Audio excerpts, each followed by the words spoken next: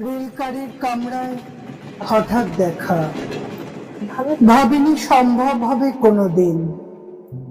আগে ওকে বারবার দেখেছি লাল রঙের শাড়িতে, ডালিম ফুলের মতো রাঙা।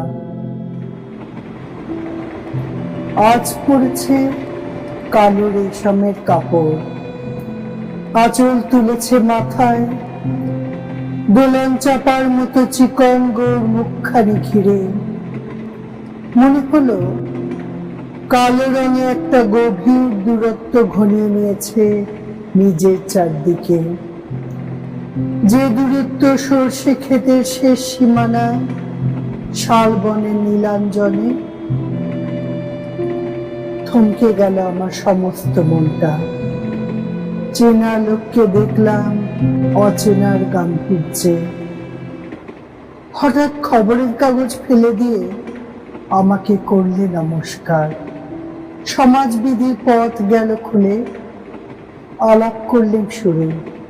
কেমন আছো, কেমন চলছে সংসার ইত্যাদি।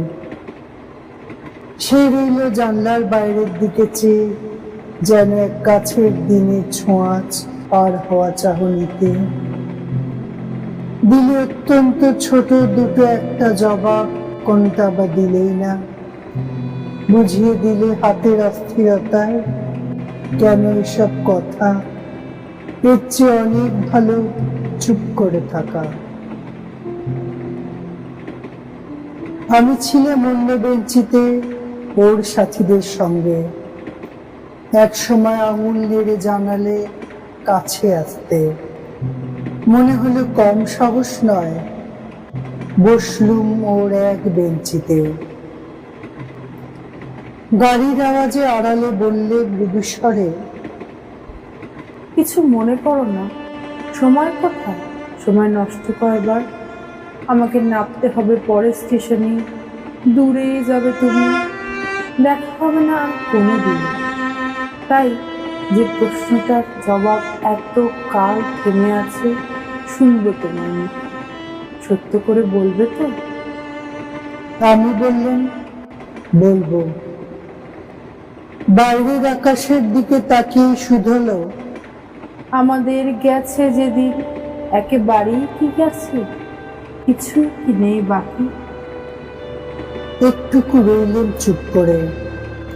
তারপর বললেন, রাতের সব তারাই আছে দিনের আলোর গভীরে। খটকা লাগলো, কি জানি বানিয়ে বললেন নাকি। ও বললে, থাক, এখন যাও দেখি। সবাই নেমে গেল পরের স্টেশনে। আমি চললেন একা।